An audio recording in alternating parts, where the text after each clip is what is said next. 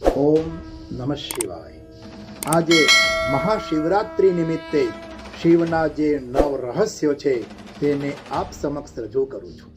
શિવ એટલે કલ્યાણ, માટે જ કહ્યું છે તન્મે મનઃ શિવ સંકલ્પમસ્તુ, અર્થાત મન જ શિવ સંકલ્પના વાળું બને તો જીવનમાં આધિ વ્યાધિ ઉપાધિને કોઈ અવકાશ જ રહેશે નહીં। દર મહિનાની ચતુર્દશી એટલે શિવરાત્રિ, પરંતુ માઘ યાને કે મહા મહિનાની ચતુર્દશીને મહાશિવરાત્રિ કહેવાય છે। બ્રહ્માંડના નિરાકાર સ્વરૂપ એવા શિવલિંગનો પ્રાદુર્ભાવ યાને કે જન્મદિવસ, હેપી બર્થડે એટલે મહાશિવરાત્રિ। ભગવાન શિવના અસ્ત્રોમાંથી બનેલ રુદ્રાક્ષ શિવને હૃદયસ્થ અને પ્રિય છે, પરંતુ સમુદ્ર મંથનમાં જે નાગનું દોરડું બનાવી લોહી લુહાણ થયેલા એવા વાસુકી નામના નાગને સમુદ્ર મંથનનું વલોણું બનાવીને જે સમુદ્રને મંથન કરવામાં આવ્યો ત્યારે તે નાગ ખૂબ લોહી લુહાણ થઈ ગયો હતો। તેને ભગવાન શિવે મસ્તક ઉપર ધારણ કર્યો, કારણ કે આ વાસુકી નાગ પોતે વલોણું બન્યા છે, માટે સમુદ્ર મંથન થયું છે અને સમુદ્ર મંથનમાંથી 14 રત્નો બહાર નીકળ્યા છે। દેવોના દેવ મહાદેવજીના ડમરૂમાંથી નીકળેલ ધ્વનિના કારણે સમગ્ર ભાષાનું સર્જન થયું।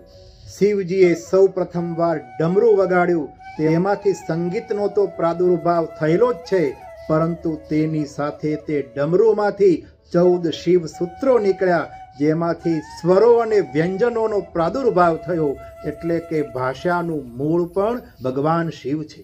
ભગવાન શિવનું પ્રિય આયુધ્ય જે ત્રિશૂળ માનવામાં આવે છે, તે ત્રિશૂળમાં પણ સત્વ, રજસ અને તમો ગુણ રૂપી 3 ગુણો અને બ્રહ્મા, વિષ્ણુ અને મહેશના સર્જક, સંહારક અને વિનાશને રજૂ કરતો એક સૂર એમાંથી રેલાયો છે। શિવને ભસ્મ પ્રિય છે। ભસ્મમાં પણ રહેલ ભ શબ્દનો અર્થ બત્સરનમ અર્થાત નાશ થાવ અને સ્મ એટલે સ્મરણ। આમ ભસ્મ ધારણ કરવા માત્રથી પાપોનો નાશ થાય છે, માટે આ શિવના આભૂષણ સ્વરૂપ ભસ્મને શિવનો વિશિષ્ટ શૃંગાર માનવામાં આવે છે। સૌ પ્રથમ કોઈ નૃત્ય હોય, કોઈ અભિનય હોય તો નટરાજ રાજ શિવનું તાંડવ નૃત્ય છે। આમ ભગવાન શિવને જ અભિનય કે નૃત્યનું મૂળ માનવામાં આવે છે, જેનો કોઈ અંત કે કોઈ શરૂઆત નથી તેવા શિવલિંગનું સર્જન મન, ચિત્ત, બ્રહ્મા, માયા, આત્મા, બુદ્ધિ, આકાશ, વાયુ, અગ્નિ, જળ અને પૃથ્વીમાંથી ઉત્પન્ન થયેલું છે।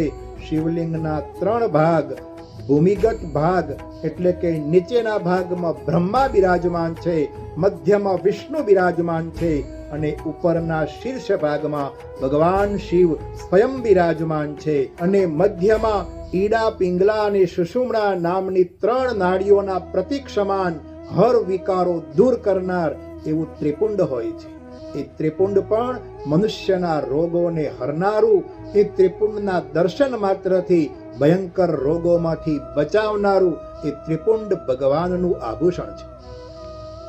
આમ ભગવાનના વિશેષ સ્વરૂપને કોણ પામી શકે, માટે જ શિવ મહિમ્ન સ્તોત્રમાં પુષ્પદંત કહે છે તદપી તવ ગુણાનામ ઈશ પારમ નયાતિ।